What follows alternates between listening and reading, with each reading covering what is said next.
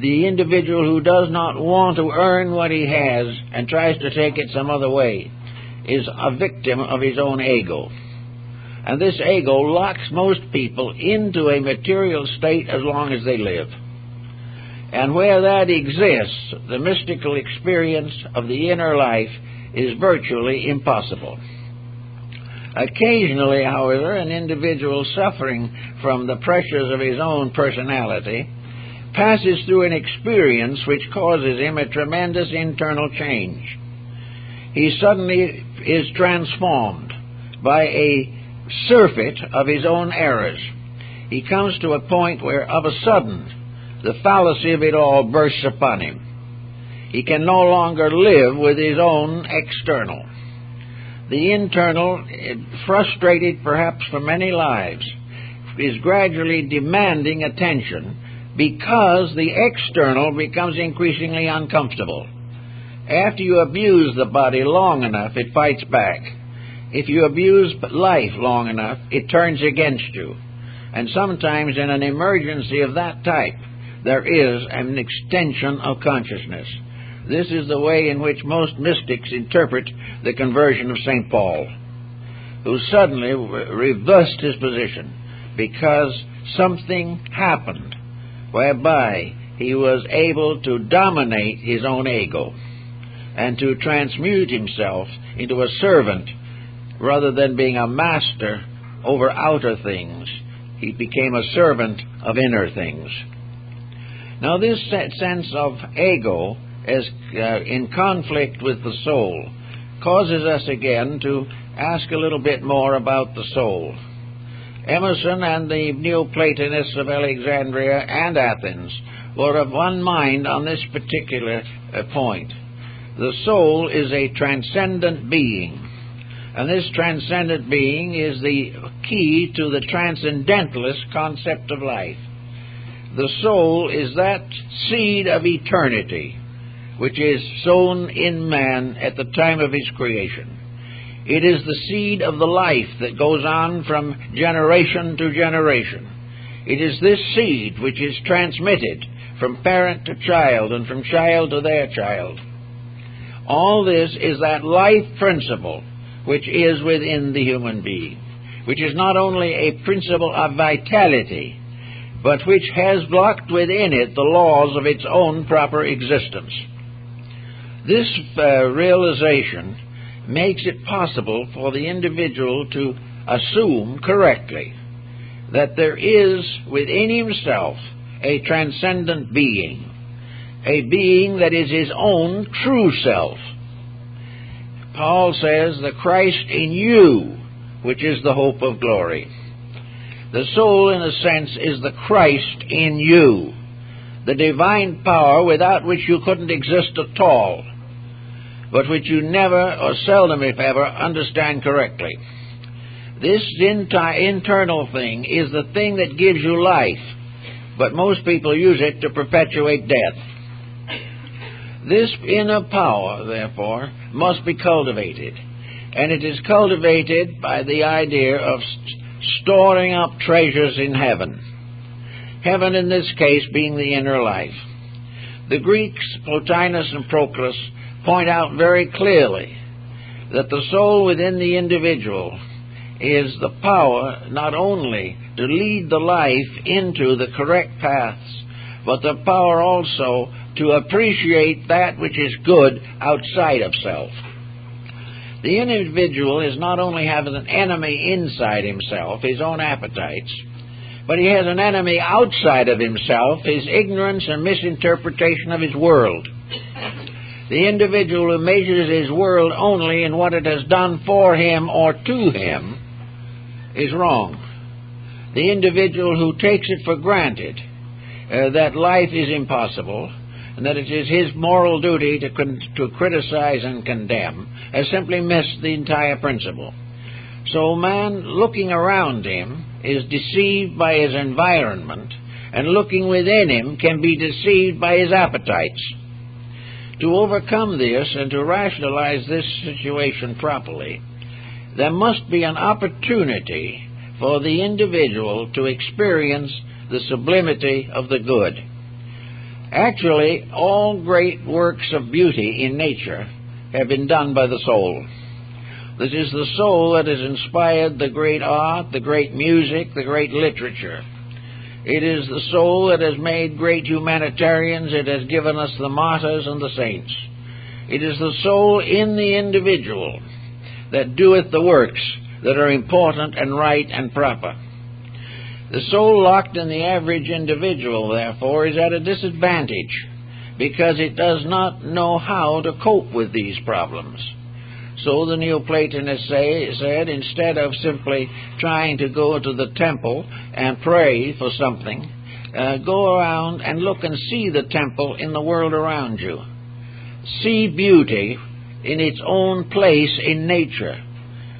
It is more important, perhaps, to stand by the side of a beautiful valley and look out upon the wonders of life and realize how beautiful nature really can be. The beauties of nature help us to appreciate and understand the large plan of things. As we look upon a beautiful scene, we realize that the Creator of all things put together a universe which is beautiful simply because it is correct and is doing exactly what it is supposed to do, and man is not quite so beautiful because he is not doing what he is supposed to do. And in doing the wrong thing, he has disfigured himself. Nature, therefore, according to Plotinus, tells us to love the beautiful, and that wherever nobility or beauty exists, the soul moves towards it. Now, this is very important because the great religious realities of life have been given to us in terms of beauty. The great cathedral is an architectural masterpiece, a magnificence of stone and stained glass. A wonderful thing. And when you come into it, you are quiet because the very wonder of it impresses you. A great painting is a wonderful experience. And a painting, as the Zen masters in Japan pointed out, a painting is not just a thing, a painting is alive. For nothing that is not alive can influence anything else. So it is the life in the picture, taken in by your soul power, that helps you to grow. The same is true of a great book or a great piece of music. It is equally true of a very simple person in whom you can see the virtues and values that you are not able to possess yourself. All things that are beautiful draw from life and draw your own soul out from the lockedness of itself.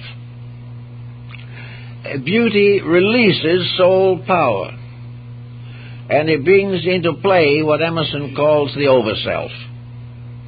It is the power to bring forth out of yourself sublimity. Beauty may cause you to break into tears because you cannot handle its emotional pressures. It may cause you a great exaltation, or may cause you a great depression because you're not able to handle it. But beauty is an instrument for the release of soul power. And beauty is not only in things, but in qualities. Love is beautiful, hate is ugly. Beautiful ideals and emotions. Kindness is beautiful. Forgiveness is beautiful. All the things which arise from the impulses to be better or to share good, all these things are beautiful. And yet many of the most beautiful things in the world are the commonest. There is nothing possibly more beautiful in all the world than the leaves of a weed, or some ordinary thing, for there is nothing that does not ultimately reveal the soul power working through material nature. And it is our own soul power working through human nature that must gradually grow if we ever hope for peace, security, or integrity in this tired and rather confused world. The Transcendentalists, therefore, were cultivating and much more interested in the beautiful. They wanted to live simply. They realized that the more you have, the more trouble you have. Thoreau worked that all out to his own satisfaction at Walden Pond. He knew the beauty of gentleness. He wasn't able to live it always. Emerson wasn't able to live it always. No one is completely free from the pressures which restrict the integrities. There is no one is completely perfect, but everyone is trying to take the next step forward. If you try to make a big leap, you're liable to fall down. But a little step you can take every day will gradually give release to the soul power. In other words, it's what the alchemist said or meant when he said it will open the door of the shut palace of the king. It is the opening of the inner life, allowing it to come out. When you're not afraid to be yourself, when you're not afraid that you will be misunderstood. As long as you are playing games with your own mind, you will be misunderstood. But when you are truly gentle, have great faith, and the kindness of your soul comes through in its full value, you know when to speak and when to be silent. You know what to say and why it should be said. And you are not involved in any effort to avenge yourself, revenge yourself, or dominate the thinking of another person. Everything moves in a very quiet way, and it is this path of the quiet way which is true mysticism. Mysticism is not something that you get by all kinds of fancy doctrines. It is not something that you rationalize or intellectualize. Mysticism is simply allowing the best of yourself to govern the rest. And when this happens, then you are truly a transcendentalist. You are a person in whom the spiritual values of life have gradually been released into their own maturity. Also, of course, it is rather obvious that if we believe in life after death, it is the degree of growth we have achieved that we take with us. It is this degree of growth also. The peace that we have here comes to be the peace that we have in the life beyond. The early saints of the church were very much concerned with this thought. They believed that as this world is a terror to the ignorant, so life beyond the grave will be a terror to the ignorant when they die. But if the individual here has learned to love life, serve other people, be gentle, kind, and thoughtful, he will awaken beyond the grave in a world of peace and quietude, because it is his own life. The afterlife is merely an expression of his own life here while he is trying to grow. Now, in the effort to grow, people get all mixed up. That's natural, because for some unknown reason, the last several hundred years, growth has been seriously retarded. Probably the cause for it all is karma, because many entities have been coming in here in the last 100 years that were involved in the tragedies of the previous 2,000 years. Man did not grow easily, or generously, or happily. He grew through wars and privations and pestilence and catastrophe, and he grew by constantly serving his own selfish purposes. Here we have it today. Today, as never perhaps before in the recorded history of the world, success is the only thing that counts. And the only success is in this world. The only success is to have that extra house now, the yacht, the swimming pool. These are success. And for these, the individual is perfectly willing to compromise his integrities, and you ask him why, and he says, well, why shouldn't I? Everyone else does. This is where the individual, however, is mistaken. What everyone else does has no actual influence upon him unless he permits it to.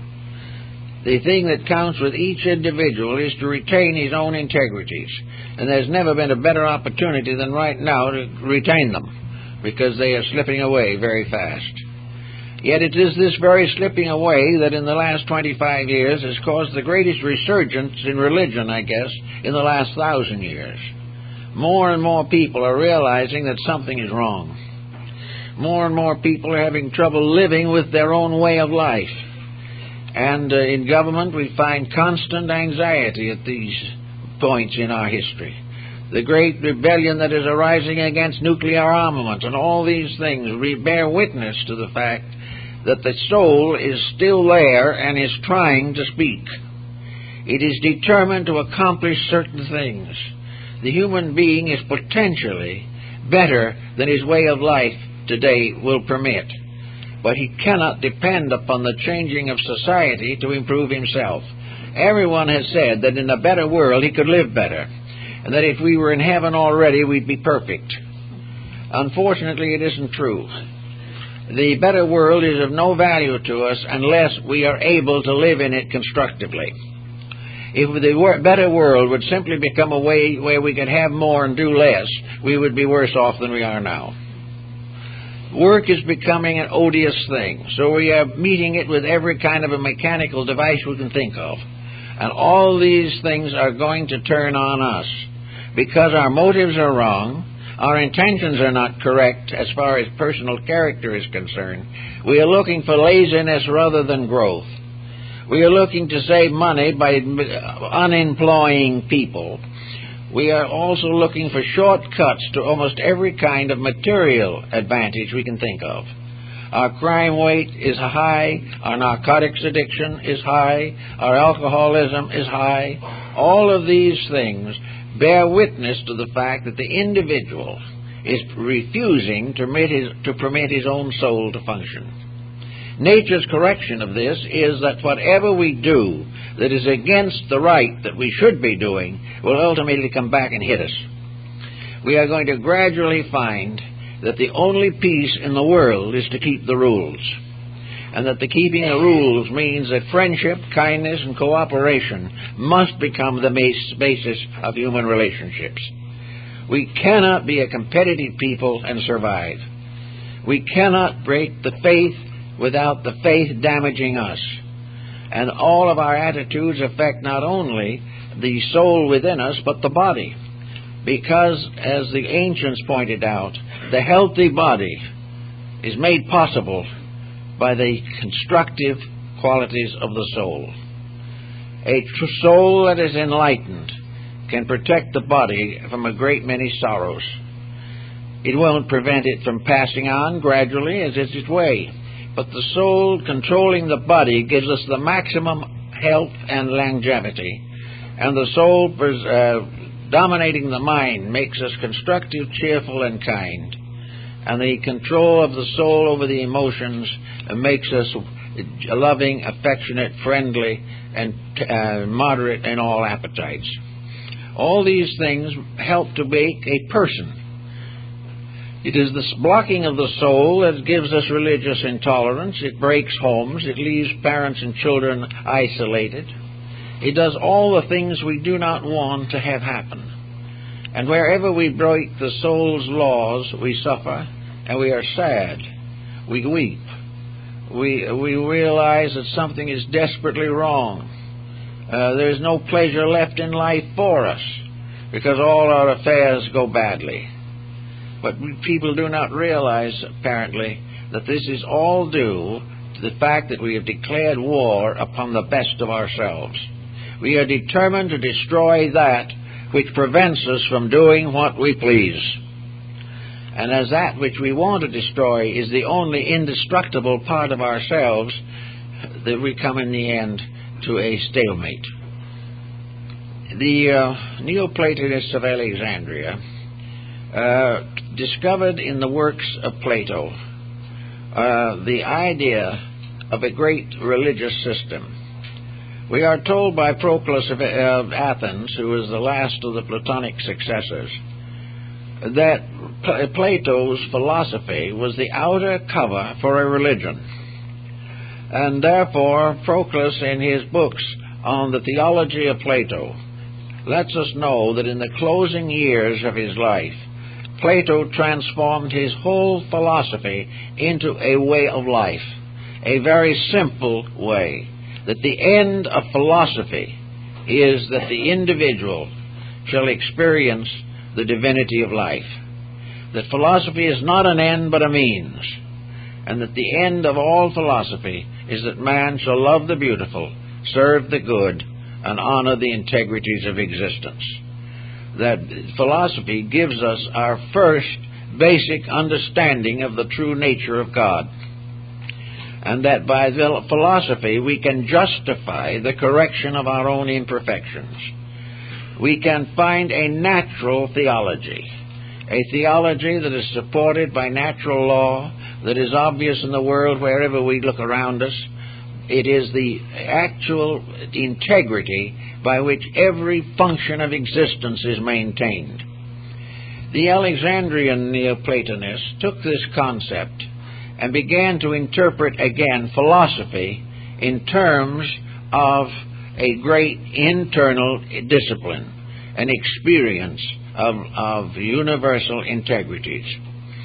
Philosophy was not destroyed by this. Mysticism does not destroy philosophy. It consummates it as far as philosophy itself is honorable. Philosophy shows us many of the truths which help us to have the courage to go out and live well. But to end in an argument concerning abstractions is to destroy the essential value of philosophy. Philosophy is not a mere intellectualism. It is not something in which the individual trying desperately to be wise fails in all of his values of life.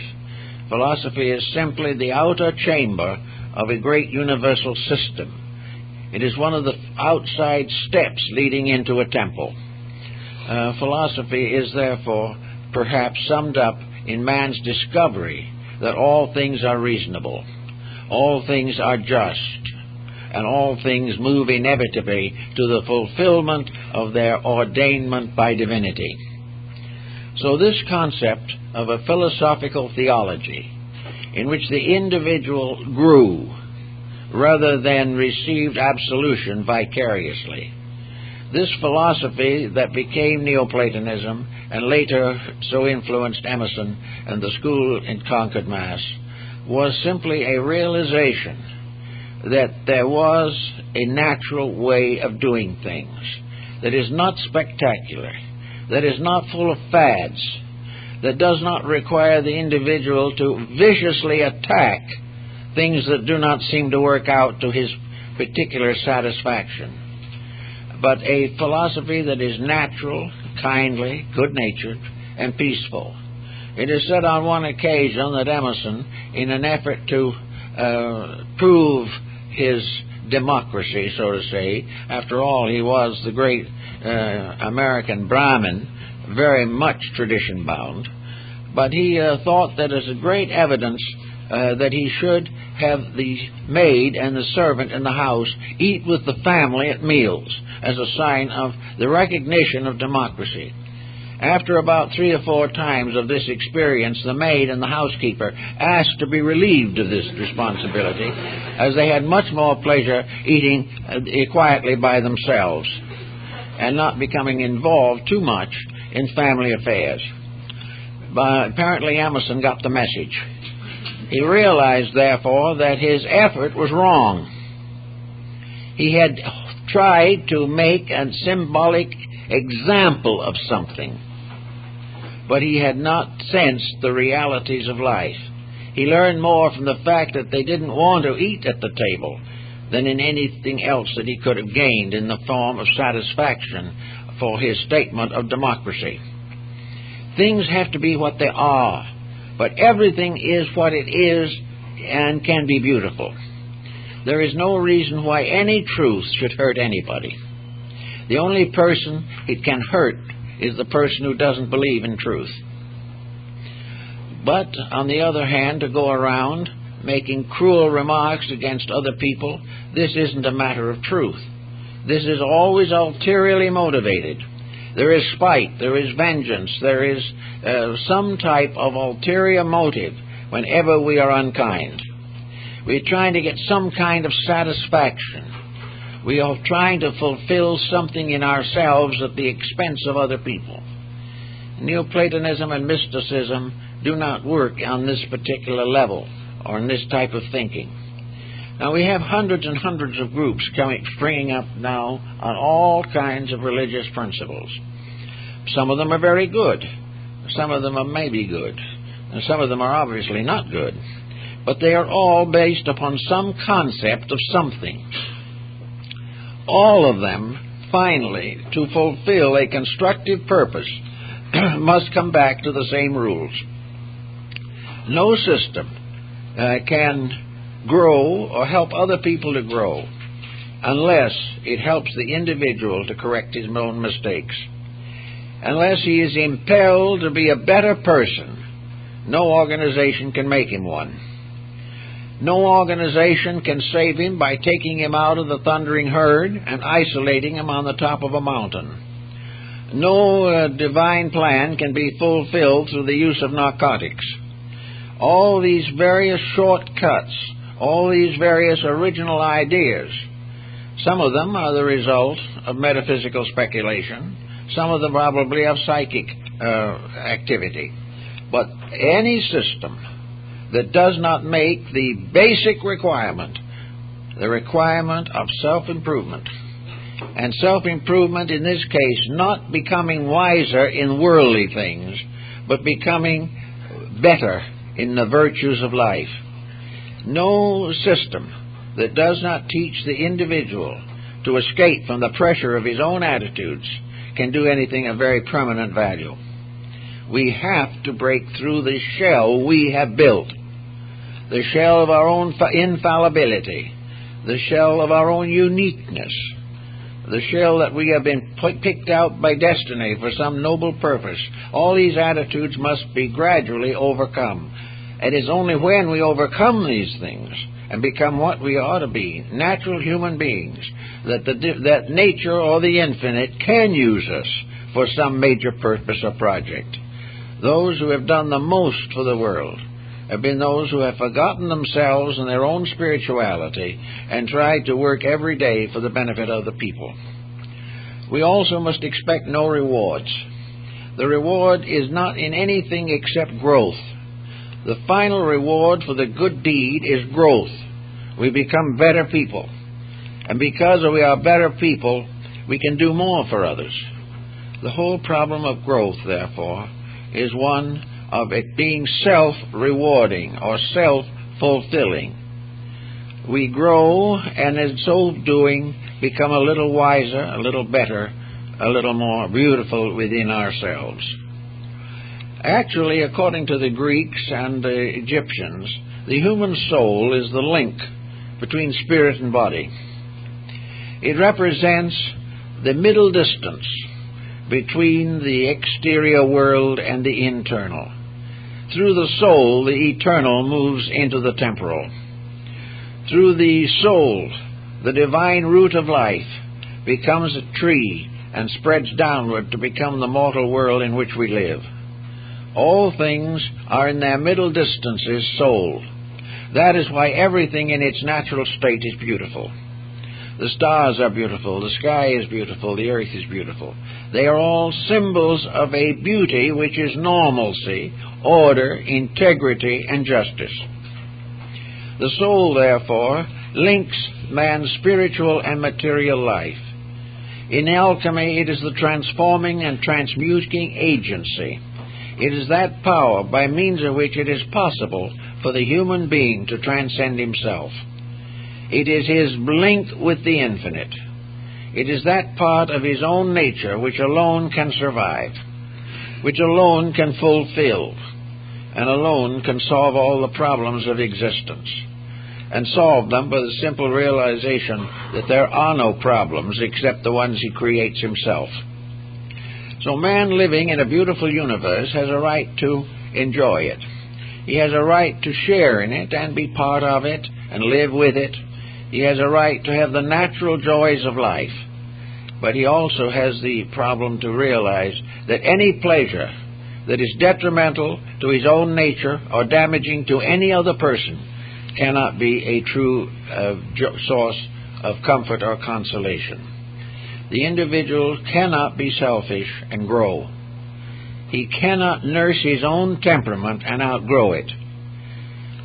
On the other hand, people have tried for years to fight against themselves. And very often this is a terrible fight. It is a fight against shadows.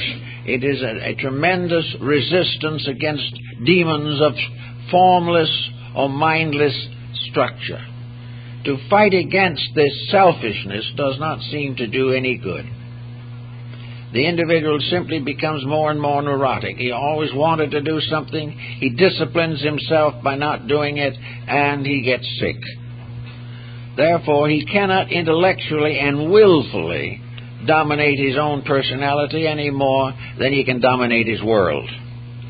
The only answer lies not in this fight against that which is not right, but the quiet acceptance of that which is right. Instead of opposing evil, we strengthen good. And then when we strengthen good, we discover that evil is only a shadow. It is only a not being, which we have mistaken for a reality because it had within it certain values which we liked, but which had no permanent place in the universal policy of things. If we begin to grow, the evil slips away. We no longer wish that which is not good, once we have really discovered the importance of being right in things. Now, the problem of the release of the soul is, in a sense, an experience which Plotinus in Alexandria and Proclus both mentioned. It is a moment, maybe, only a moment. As we find it mentioned in Havelock Ellis' Dance of Life, it is an instant in which the tremendous nature of the internal is made known to us. And every effort to describe it has been futile. No one can describe in words that which is a divine fact. In those moments, the individual, in a few seconds, can have an experience that changes his whole life. It is an experience, the first contact we have with the infinite. It is a sudden awareness of the divinity within ourselves. And that divinity comes in great quietude, great gentleness, and eternal peace. It is not approaching in glory or in power or authority or majesty. It is suddenly the experience of the infinite love that governs all things, the divine power of eternal right, and the realization that all the sufferings and problems we go through are necessary because through them, and through them alone, can we discover this ultimate right, this power that is much more potent than anything we know. From the moment of that experience, as Plotinus tells us, there can be no doubt about anything that is good. There can be no deviation from the path of righteousness. There can be no temptation, because there is nothing left in man to tempt. He has achieved that which is all, and he will no longer settle for some partial success in some minor detail. The actual experience is the same thing as we find in the Oriental system, or we find in the writings of the various early Christian saints. This ecstasis, this momentary participation, this oneness at one moment with the eternal. It only lasts a few seconds, and then we're back again in the old world we were in before. But that which comes back into that world can never be the same. There is something now that is entirely different. Temptations don't exist, because no temptation can exist when the individual becomes aware of the totality of available good. There is nothing he needs anymore, because he has fulfilled his own greatest need, and that is the realization of the presence of God within himself. Little by little, therefore, these Neoplatonists work toward helping themselves and each other to finally submerge their own identities in the divine love. And they did not create a great system of temples or shrines. They did not even become an acknowledged faith in the world. They simply became a way of growing that anyone can take that wants to, anywhere. It cannot be theologized, it cannot be organized, it cannot be sold, and it cannot be bought. It is a simple experience of releasing through the simple daily deeds of life that grandeur which is locked within everything. Just as the flower passes from the bud to full bloom and then has its seed, so the soul, unfolding, comes to full glory and then bears its eternal fruit in the redemption of man. This type of thinking seemingly is more or less needed right now. A great many people probably aren't going to get it right away, but more are reaching for it than ever before. They are no longer so much interested in sects and creeds. They are no longer so much interested in the old traditional forms of worship. But they have a great need, a great spiritual need of the immediate presence of God. They need to have an experience of some kind that forever destroys or overcomes or eliminates or completely dissolves the insecurities of life. That the individual then lives also in an eternal life. One moment of enlightenment and the individual becomes eternal. Not because he'll be in the body all the time, but because that moment reveals to him the eternality of himself. He is an undying, immutable, inevitable being. He always has been and he always will be. And when he knows this firmly, it makes no difference whether he is born or dies. The eternal continuity of life preserved forever in the love of God. That all forms are manifestations of a great system of spiritual enlightenment and education. We are so blessed by the plan as it is that we can ask no better. The only difficulty is we have to discover the blessing. We have to realize that the thing as it is right, and that the only way we can change it still more and make it more right is by being right ourselves. And as we grow and master the problems of existence, we are never expected to face the same problem twice. Once we have had victory over a problem, it ceases. When we have a victory over materiality, it ceases. When we have a victory over the wilderness in ourselves, we have victory, and we have escape and defense at the same time. We are free of that which we do well, and slave to that which we do not do well. Therefore, it is our constant duty and responsibility to learn more and more to do everything well that we possibly can. And in a very quiet, peaceful, and gentle way, to go along growing as nature would have us grow. This is a very special day as it comes in each year, Mother's Day, and it is part of the great program of realization that all relationships in life are symbolic of soul relation. From the beginning of time, man has worshipped the principle of the Divine Mother. Every religion has had among its most principal deities a great feminine power.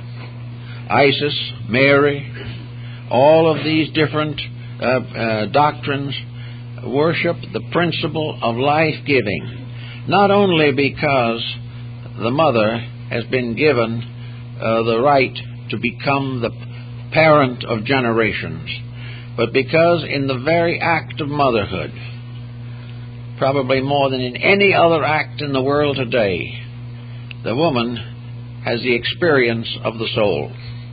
She has a moment of tremendous release of natural love, and of protection, of gentleness, of dedication, of self-sacrifice.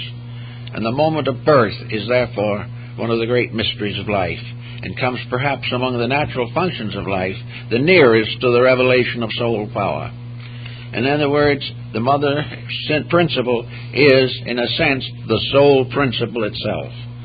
And in almost all religions, the soul has been symbolized as feminine. The psyche, although the soul, is a feminine deity. And all in the religions of the world, it is the mother of mysteries. It is the great goddess of the Ephesians. Everywhere it is always a symbol of the soul power, because it is peculiarly manifested in the experience of motherhood. So that on this day we feel it's perfectly wonderful and right to honor the mothers of the world, and to also encourage them to the greater fulfillment of the wonder that is in their keeping, and that their own destiny is largely influenced by this. And in the law of reincarnation, the alternation of sexes means in the end all souls have the double experience of fatherhood and motherhood, and together this becomes a parenthood, which is the parenthood of the soul over the body, and the parenthood of God or the divine power over the soul and the body. All this was part of an ancient belief, but it's a wonderful belief, and it is much happier and more cheerful than many of the beliefs that we have today. In other words, Happy Mother's Day to all those. And if you have already come into maturity and have children growing up around you, be grateful and find in them a wonderful opportunity for the development of your own soul potential. And fathers, don't leave them out. They're in the picture too. They may have to wait till next embodiment, however, to go through it. In the meantime, thank you very much. The subject of transcendentalism has many interpretations, and I can only give you the one that most appeals to me. There are two general approaches to the subject. One is academic and the other is non-academic. The academic phase is expounded by such thinkers as René Descartes, and the non-academic by the American transcendentalist Ralph Waldo Emerson. So we have two schools, one founded in an academic approach and the other in a mystical approach. Now, in my mind, the academic approach is false to the subject for one reason. You cannot make an academic approach to mysticism. It is itself a conflicting approach to the subject under consideration. Transcendentalism has been described as a philosophical and religious democracy. It approaches things not from the standpoint of authority, but of internal enlightenment. According to Buddha, who was in this phase of the subject definitely a transcendentalist, the individual must work out his own way of life. His directives must come from within himself. He cannot be completely under the leadership of an authoritarian religion. In other words, he cannot continue to exist within a pattern of dogmatic religious institutionalism. He does not wish to be told by some intermediary what deity wants for man. Then the Cambyses entered into the presence of the great Olympian temple. The priests came out to say to him, "We are the servants of this temple. What can we do for you?" And the conqueror said, "Whose house is this?" And the priest said, "This is the house of God." Then Cambyses says, "Man, step aside." And he went in alone. Now this, in a sense, expresses a metaphysical point of view. It is a point of view based, definitely, upon the inner experience of reality. That each person is constantly under the guidance of his own inner life. If he is early in the path of wisdom and does not have a very solid foundation, then the guidance from inside is gentle. If he is further advanced and becomes inconsistent with his own principles, then the guidance becomes more severe.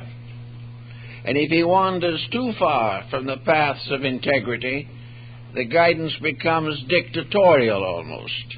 But it is from himself. It is from the fact that within his own soul, the individual has the leadership of his life.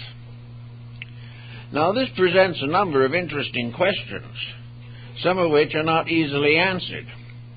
First of all, we must say that from within the individual, there is a constant stream of impulses coming through into the personality.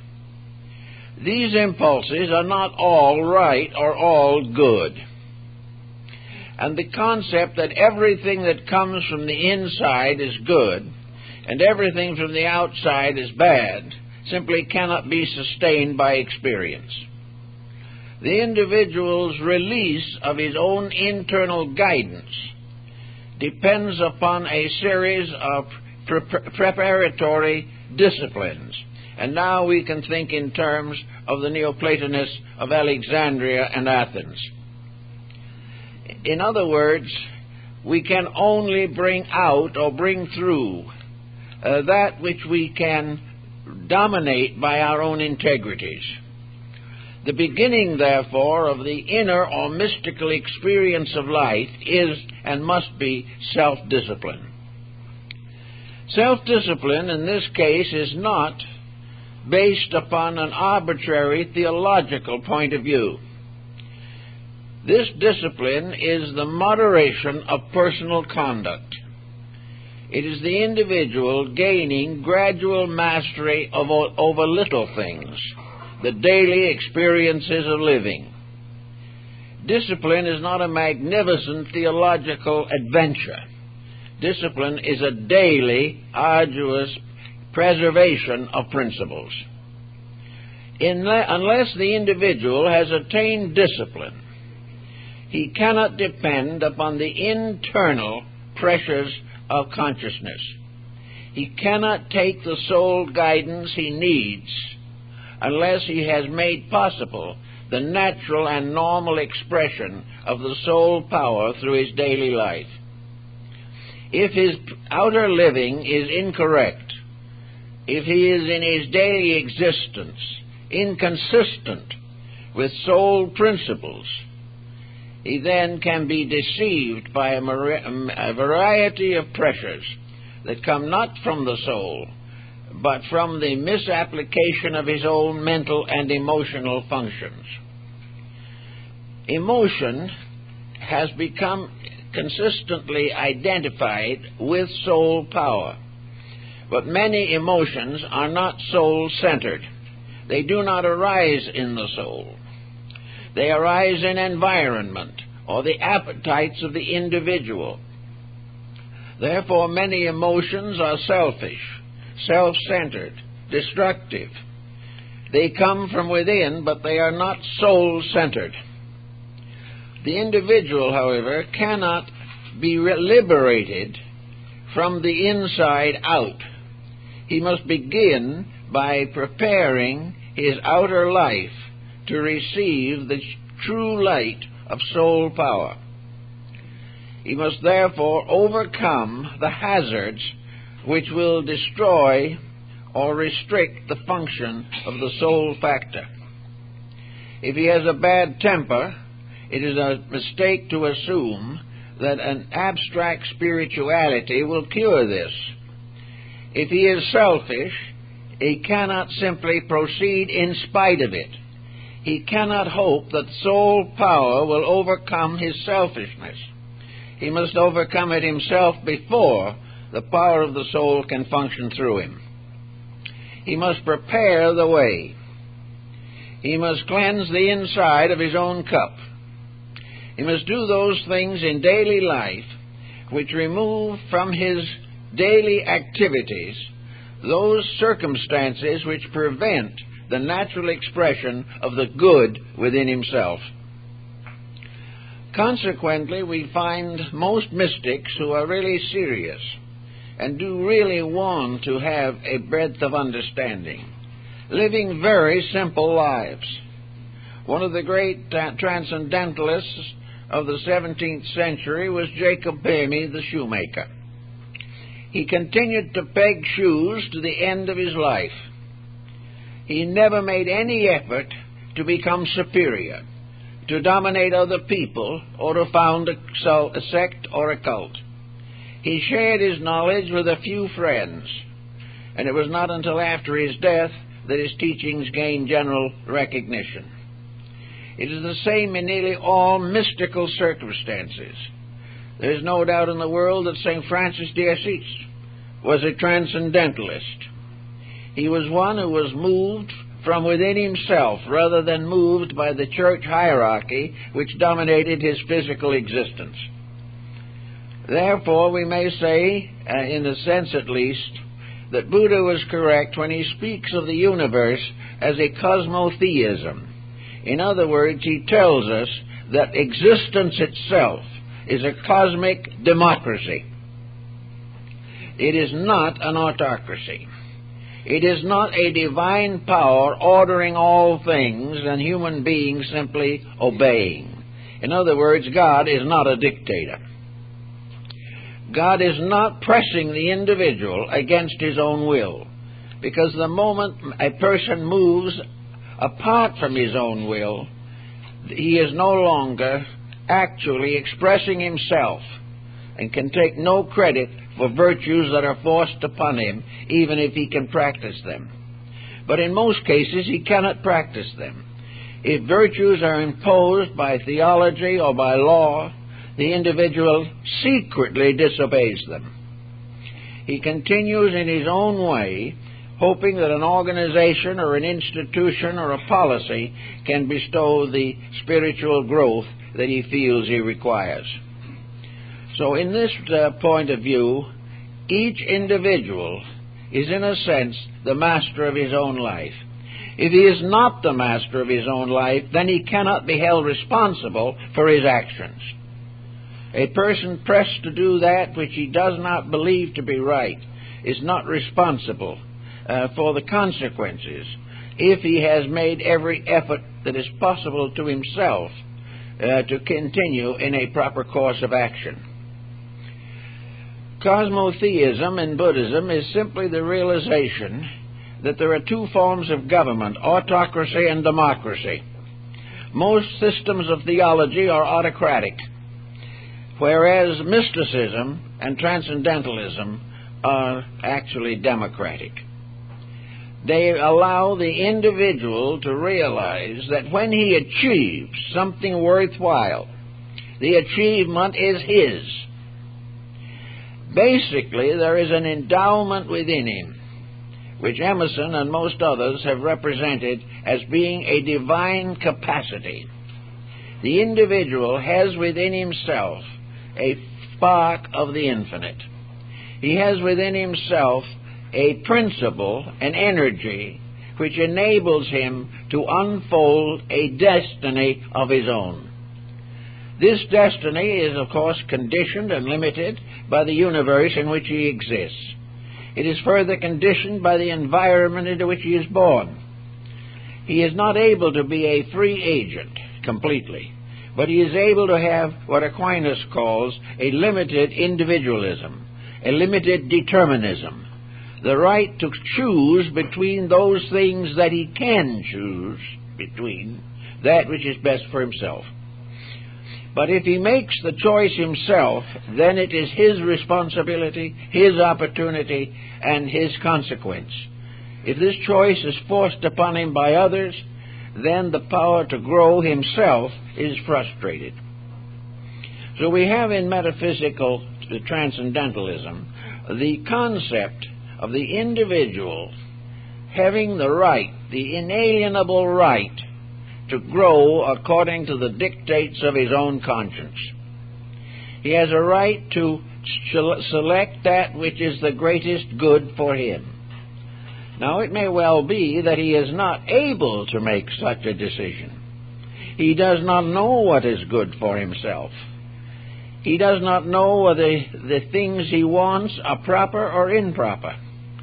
He does not know the difference between aspiration and ambition. He is not sure how much he should sacrifice of worldliness in order to attain a condition of inward enlightenment. These decisions he is not certain about. He is not aware of how far he can trust his own nature. The answer, of course, is that he can trust his own nature to a very great degree if he does not permit superficial and unimportant factors to dominate him. So the Greeks and the Egyptians placed disciplines upon the person disciplines that were not intended to dogmatize, disciplines that were not given to him by a hierarchy in order to force virtue upon him, but disciplines to make him capable of the self-direction of his own life. One of the problems nearly everyone has to struggle with is the difference between ambition and aspiration. Ambition is usually a very physical, very mortal type of pressure. Ambition makes us want to be a leader over others. Aspiration makes us want to be true to the self within us. Ambition, therefore, ends in worldly controls. Aspiration in the disciplines of inner life. One of the great illumines of the past pointed out definitely that one of the safeguards to prevent us from making the mistake between ambition and aspiration is to realize humility. Humility is the individual placing himself under the control of good, so far as he is capable of determining good. He is gradually invited to cast off the restrictions and limitations of his own negative attitudes. He is taught the importance of truthfulness, of gentleness, of service, and of cooperation. And he is warned against this desperate search for spirituality, which has been one of the great causes of man's material culture. He also has to realize that the obstacles to his growth are not primarily in his environment, but within himself. And it is man's personal environment, his body, his emotions, and his mental attitudes that must be organized, must be relaxed into a state of cooperation. In other words, he must gain the power to release soul in conduct, in daily relationship with people. He must learn to love the beautiful and serve the good. He must become unselfish. He must protect himself against all destructive attitudes. These things come first. Therefore, in the ancient mystery system, the whole concept was discipline. But the discipline was not to bring him under the authority of the temple or under the domination of the gods. The discipline was for the purpose of releasing his own divinity from within himself. And until the release is from the inside, no essential growth is possible. No one can grow for someone else, nor can someone else grow for him. Man cannot bestow enlightenment upon man. The only thing that the wise can do is invite the individual to control himself.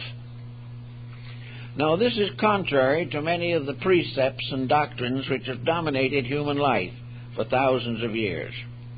We have depended almost entirely upon a few leaders to make our lives safe.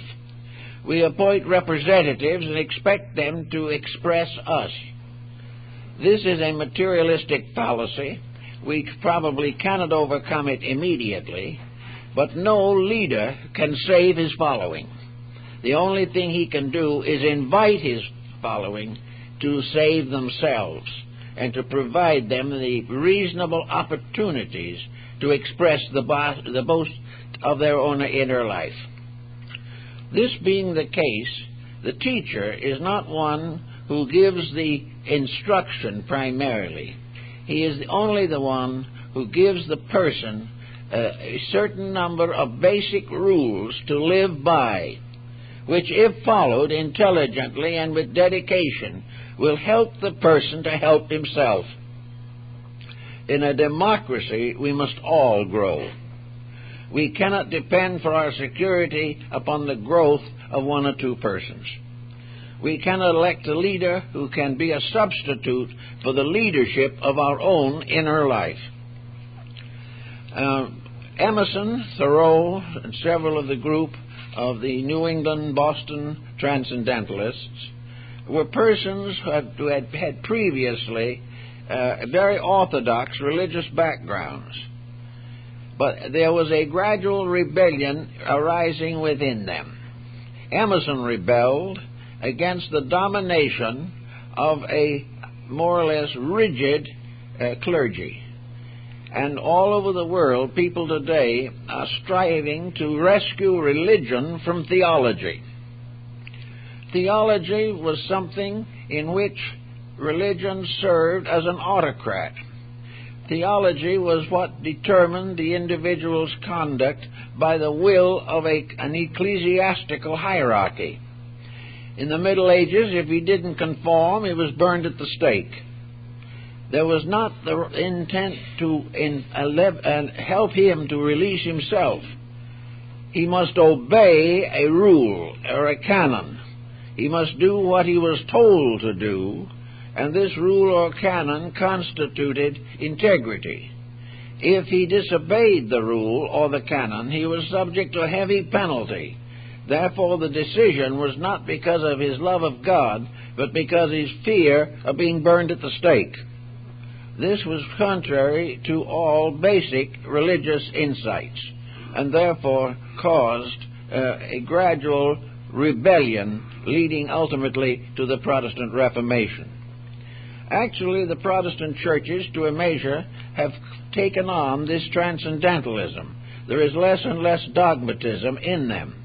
And in the groups such as the Friends and the Quakers, we find an almost complete lack of ecclesiastical organization.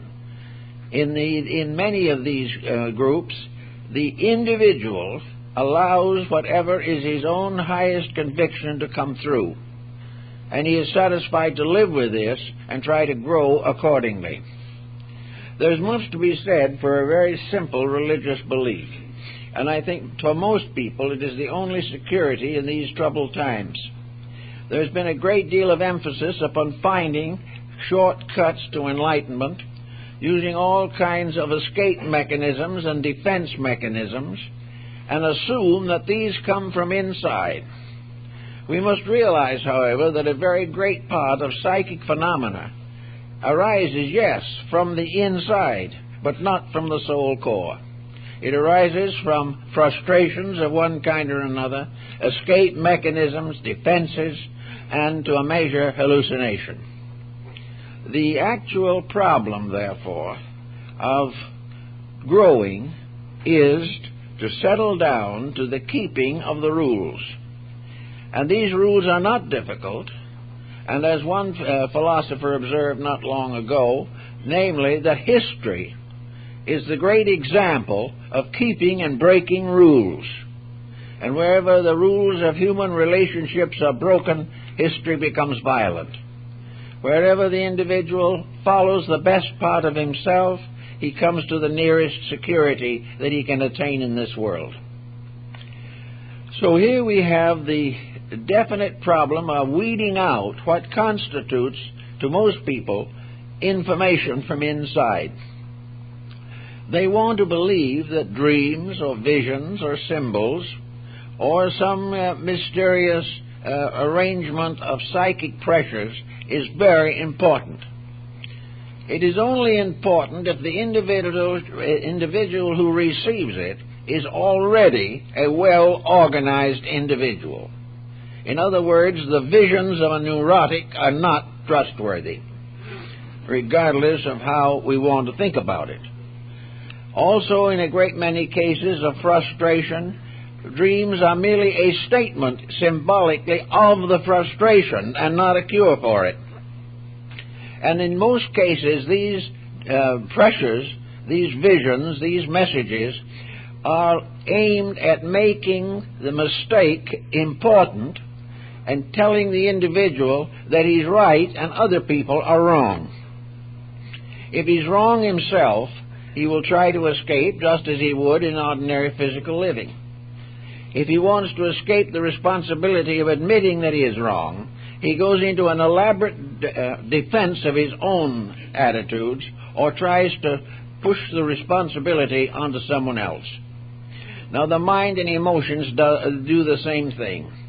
The mind, when cornered with a mistake, fights to defend it or to transform it or to transfer it to someone else. The curing of the mistake is not part of the attitude.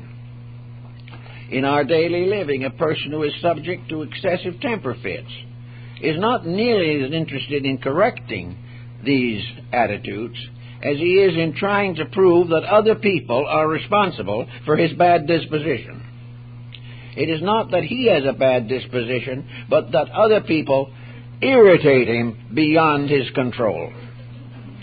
This has been explained so many millions of times, also thousands of times from the psychologist's couch, that there is no question of what it means. The person is trying desperately to be right, even when he is thoroughly wrong.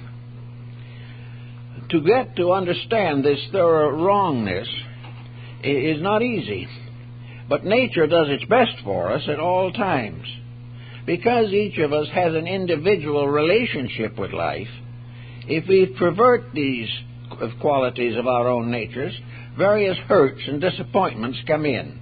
The individual with a bad disposition ultimately has to live alone. The individual who breaks all the good rules and habits of health gets sick earlier than those who are a little better organized. Individuals who determine to lock themselves in their own ideas pass through life with practically no growth of any kind and have simply wasted 70 or 80 years of their own time and the taxpayers' money. Actually, unless the individual grows, he has no reason to be here. And the individual does not grow because he's already right. He is not here because he is perfect. Here again, Buddha pointed out a very important purpose. We're not here because we're right. We're here because of the unfinished business in ourselves. And we will be back as long as the business remains unfinished. And the individual trying to escape responsibility, trying to have a life of fun, depending upon bad habits for his pleasures, and devoting himself entirely to the accumulation of worldly goods in a universe where these are of no importance whatsoever, does not have a good life. Now, you say, for instance, that they come to me frequently and they bring the name of a dozen teachers and ask me which one is authentic. The one that's authentic is the one inside, if you give it a chance. Now, if someone comes along and says, I can help you to reach into yourself by discipline, you might have a little confidence in them. But if that confidence is to remain, they have to do that very, very thing. And in these days of highly competitive metaphysics, the emphasis is nearly always on making everything as easy as possible for the follower so that he will not search elsewhere and will remain. It is not the basic intention of these things to make life strictly correct. The individual who has a bad disposition can go through all kinds of religious organizations and still have it. Nothing has been done to make him change. Now, you can't point a finger at him and say, change.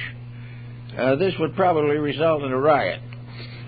But what you can do is to recognize that anyone who is a fit leader is gently but firmly impelling you to change. Not compelling, but impelling. The sincere leader wants to liberate a follower, not to attach him. He wants the individual to grow into his own fullness, or as far as he can go. It is not likely that he's going to develop all his potentials in any one embodiment, but he should leave this world better than he gets into it. And the only way he can be better is because he has released more of good from within himself. It is this good from within himself that helps him to grow. Now, in order to increase this probability of good and encourage growth, man is faced with responsibility. His life is very often a mass of duties. He is continually being beset by situations that are difficult. So these become, in a sense, his trials, his tests, his obligations. The reason why he is beset with these difficulties is because he has not handled situations correctly. The situation that is difficult arises usually from his own inability to handle something that might have been good. Nature does not send false evils to us. Nature does not afflict us with anything that is beyond our comprehension to work with and finally to normalize. We are not simply being beaten by some strange cosmic force that wishes to bear down on us until we can't stand it any longer. All of these things require certain adjustments from within ourselves. And mysticism in general teaches the importance of adjustments, the importance of making things what they should be through a gradual process of enlightenment. The moment a problem arises, we have to estimate our own resources. Whatever we are, whoever we are, and whatever the problem is, the answer is in ourselves. Of this there can be no doubt. Whatever situation that we face can be dominated by our own inner convictions. We can solve any problem in one of several ways. Now here's another situation that arises. The individual, wishing to solve a problem, decides for himself how that solution must be attained. He knows what the solution is that he wants. But as Pythagoras says, every man knows what he wants, but only God knows what he needs. Therefore, in an effort to achieve a solution, we think in terms of comfort, release from responsibility, pleasure, or profit, whereas nature is interested in achievement, in the strengthening of the internal resources of the person.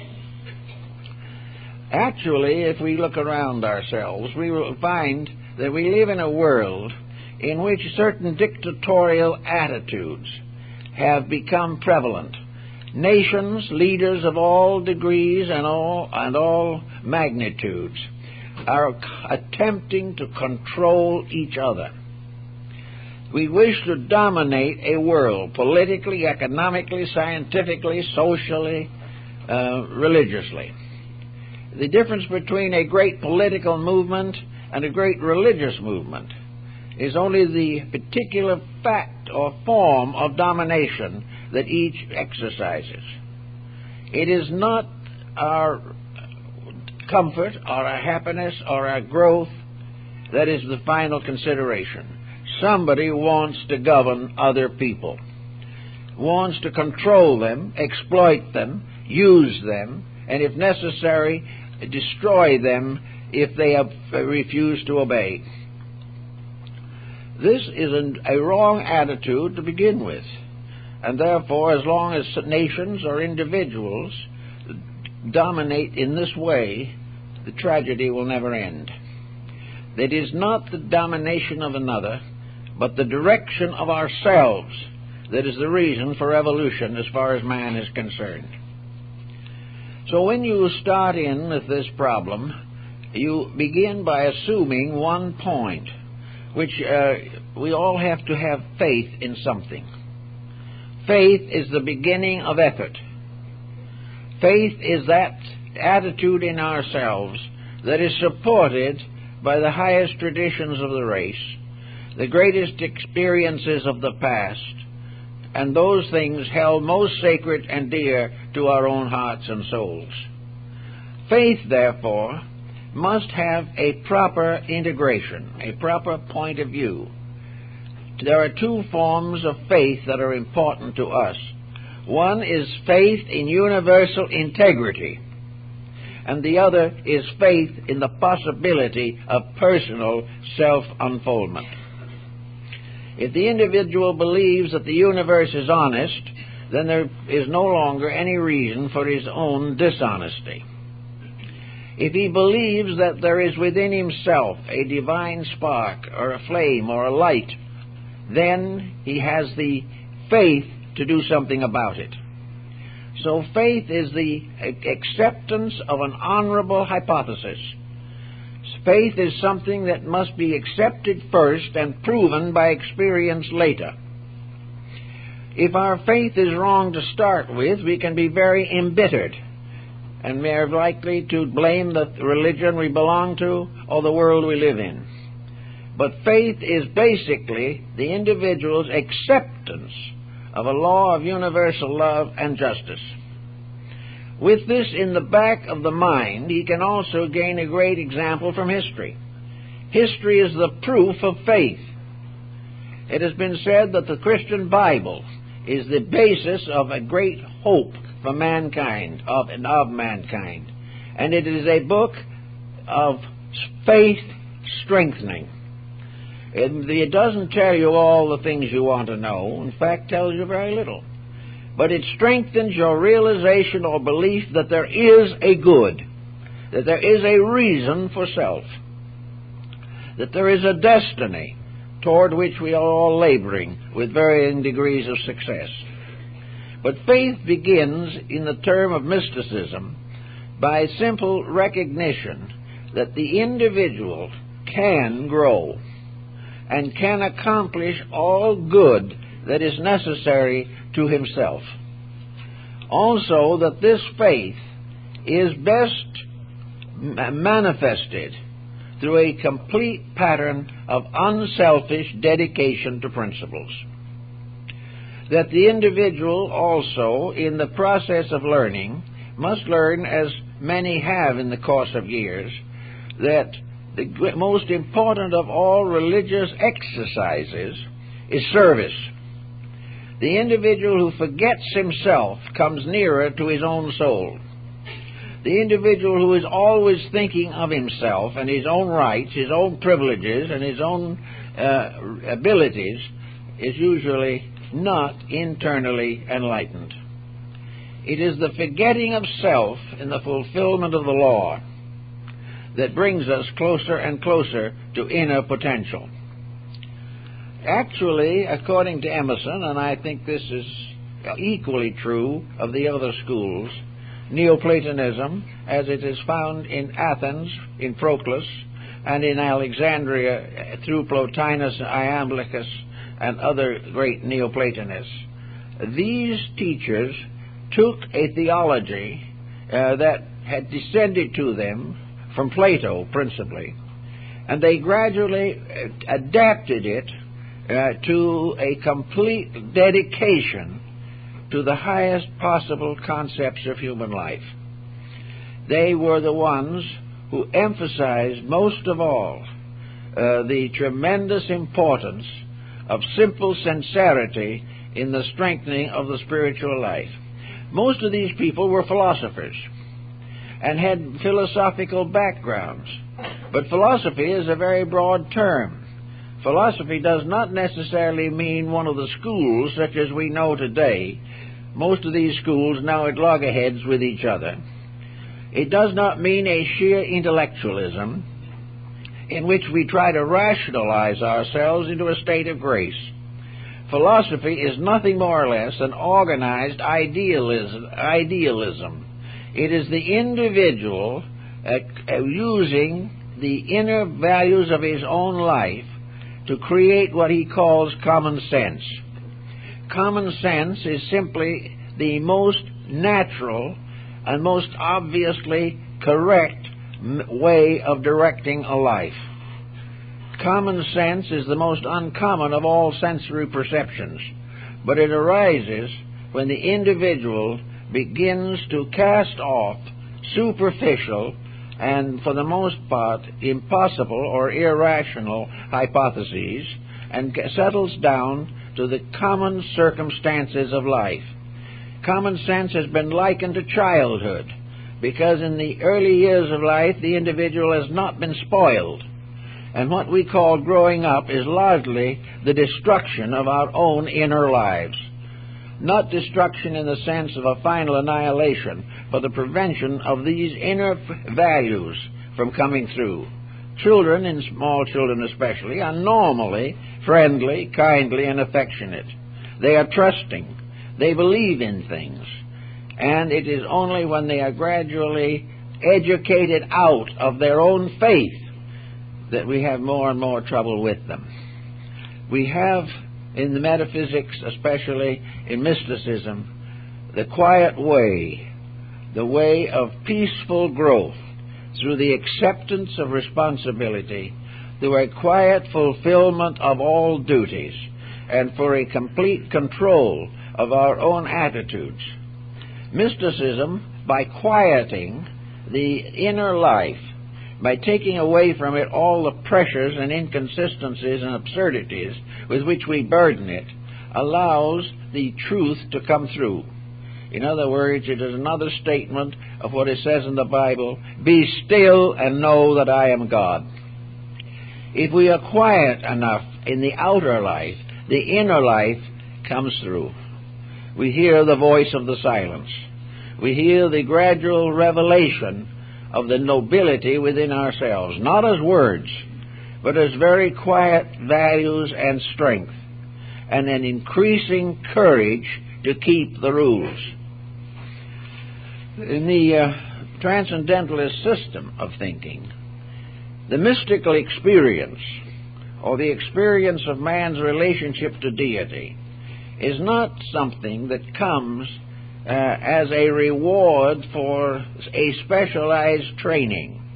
It is a reward simply for the life of virtue, what Confucius calls the life of the superior person, the person who is so integrated in himself that he is incapable of being over-influenced by the corruptions of his environment. The gentle person, completely relaxed, but not negative, is the one in whom the soul power, or the inner life, has the greatest possibility of manifesting itself. One thing, of course, that most people have gotten into trouble with is the conflict between the ego and the soul. The ego, or the I am, me and mine, does not represent the true self. It has been demonstrated in nearly all systems of learning, mysticism, psychology, and religion, that the ego is a false god. The ego is simply the superficial summary of undigested experiences and unenlightened attitudes. The ego is a kind of self. It is the self that says, "Gimme, I want, I must have." The type of ego is that which tears down others to build up self. Ego has concern with riches, wealth, social standing, and very often with dissipation. The ego is a personal self, allowed to dominate the impersonal self locked within it. The ego is the superficial outside of the human personality. It is that which most commonly dominates conduct, and therefore most commonly mutilates conduct. The difference between the ego and the soul is that the ego lives in this world, thinks in terms of it, expects nothing beyond it, and wants to build into this material existence every satisfaction that is conceivable. There is no long-range plan, because to the ego there is no long range. Because to the ego there is no long range. There is simply the immediate comfort, whether it be by dissipation or by damaging other people. The ego is the source of crime. It is the source of practically every delinquency of the individual. These delinquencies arising from various negative attitudes or from the simple desire to succeed without effort. The individual who does not want to earn what he has and tries to take it some other way is a victim of his own ego.